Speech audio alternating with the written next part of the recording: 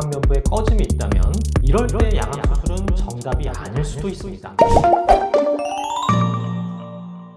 안녕하세요. 얼굴뼈 닥터 윤규식입니다. 보통 코 옆 중안면부에 꺼짐이 있을 때 팔자 주름으로 심해 보이고 상대적으로 입이 나와 보이기 때문에 인상이 뚱해 보이게 됩니다. 따라서 그 중안면부의 꺼짐을 개선하기 위해 양악 회전술을 사용하여 볼륨을 살릴 수 있는데요. 부종교합이나 주걱턱 비대칭 등 양악 수술이 꼭 필요한 상황이 아닌데 중안면부에 꺼짐이 있다면 이럴 때 양악 수술은 정답이 아닐 수도 있습니다. 이럴 때 양악 수술은 정답이 아닐 수도 있습니다. 이럴 때 양악 수술은 정답이 아닐 수도 있습니다.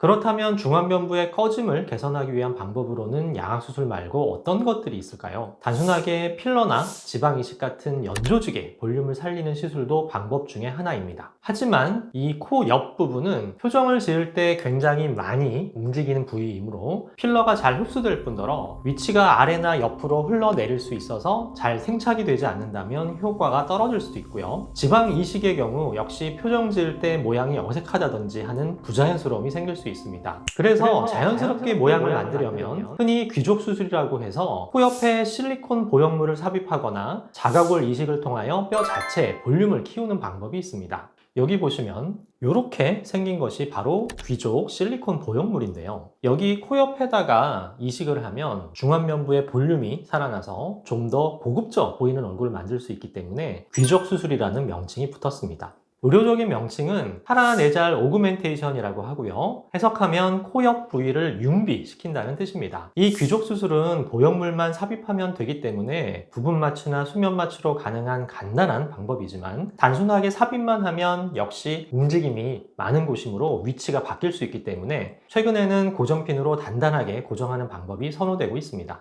그러나 이 귀족 보형물은 장점만 있는 것은 아니며 삽입했다가 다시 제거하는 경우도 많은데요. 아무래도 이물질이다 보니 염증이 발생할 경우 염증 치료를 한다고 해도 계속 이물 반응이 나타날 수 있어서 염증이 생긴다면 제거를 해야 할 수밖에 없습니다. 또한 턱끝 보형물과 마찬가지로 근육이 자꾸 보형물을 안쪽으로 누르다 보니 보형물이 뼈를 파고드는 침식 작용이 발생할 수도 있습니다. 마지막으로 가장 흔한 제거 이유는 바로 이물감입니다. 말씀드렸던 것처럼 코 옆 귀족 부위는 움직임이 많은 곳인데요. 여기 안쪽에 이물질이 들어가 있게 되면 표정을 짓거나 할 때 이물감을 느낄 수 있고요. 그것 때문에 불편하셔서 제거를 하시는 분들이 많습니다. 따라서 이러한 부작용 없이 귀족 보형물 대신에 사용할 수 있는 방법이 바로 귀족 뼈 이식입니다.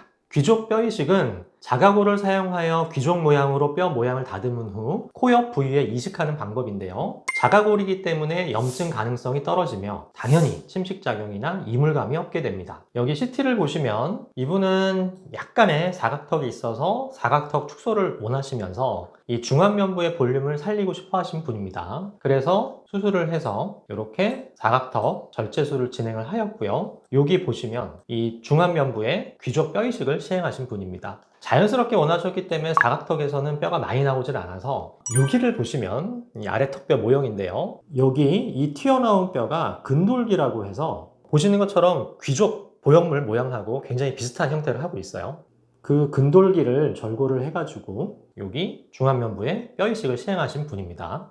이 근돌기가 없으면 기능에 문제가 있는지 걱정하시는 분들이 있는데 이게 없다고 하더라도 기능에는 전혀 문제가 없습니다. 보시는 것처럼 귀족 뼈 이식 수술은 귀족 보형물의 단점을 보완하고 양악 수술보다는 간단한 방법으로 중안면 꺼짐을 개선할 수 있는데요. 이 수술도 단점이 있습니다. 그게 뭐냐면 이식한 뼈에 흡수가 일어나는 것인데요. 역시 움직임이 많은 곳이기 때문에 발생하는 현상입니다. 평균적으로 이식한 뼈의 20에서 30% 정도가 흡수된다고 알려져 있으며 어떤 논문의 경우 50% 이상 흡수가 된다는 보고도 있습니다. 여기 보시면 수술하고 6개월이 지난 후 CT 이미지입니다. 보시는 것처럼 뼈가 흡수된 것을 확인하실 수 있습니다. 따라서 보통 귀족 뼈 이식을 할 때는 좀 더 커다란 모양으로 이식을 하게 되고요. 처음보다는 시간이 지나면서 그 볼륨이 줄어들게 된다는 것은 알고 계셔야 합니다.